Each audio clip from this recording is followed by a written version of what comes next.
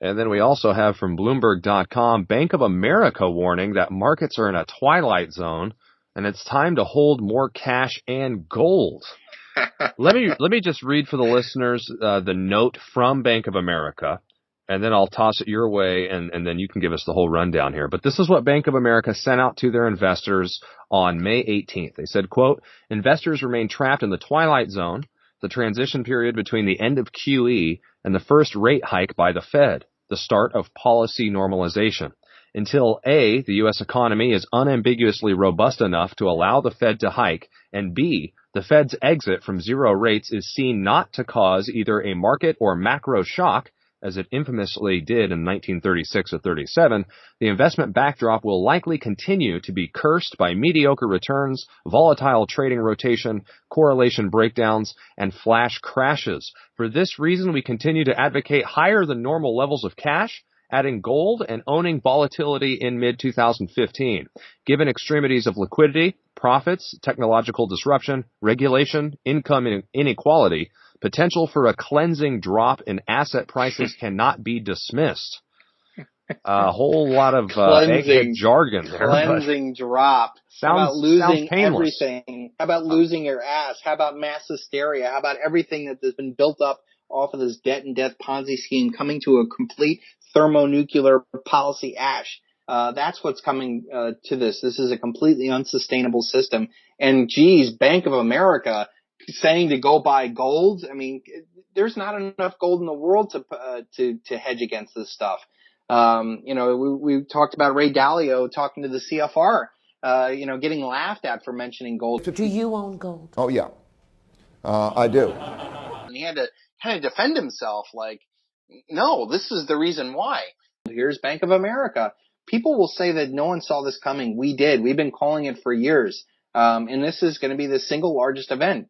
I really believe that this is going to be such a huge event that much in the same way that there was a BC and an AD, that humanity is going to change so dramatically, after the dollar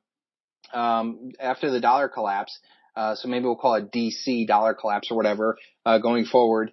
That the everything that's been popular and profitable and powerful in this paradigm will fail in utter mess and quickly too. I don't think people realize how quick the illusion of the American pie dream will come to an end. How quickly all these military bases all over the world that the United States has been funding will be abandoned, that these Navy ships that we can no longer afford to pay for, and that all the people who were loyal to not the United States but to the dollar paychecks that they were receiving for their servitude will end.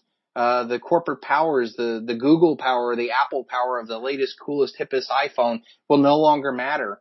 The stock traders, the lawyers, the politicians, the celebrities, the basketball players, all of it pop stars, they'll all be worth nothing. We won't even care about them. But I tell you what, there'll be a shift in consciousness to things that will matter.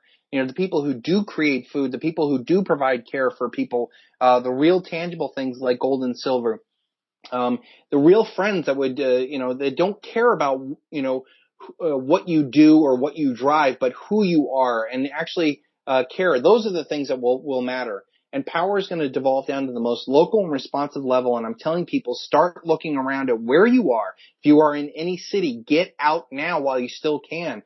Move to the boring parts of the country. Get with real friends that actually care about who you are, not what you do. Start getting your money.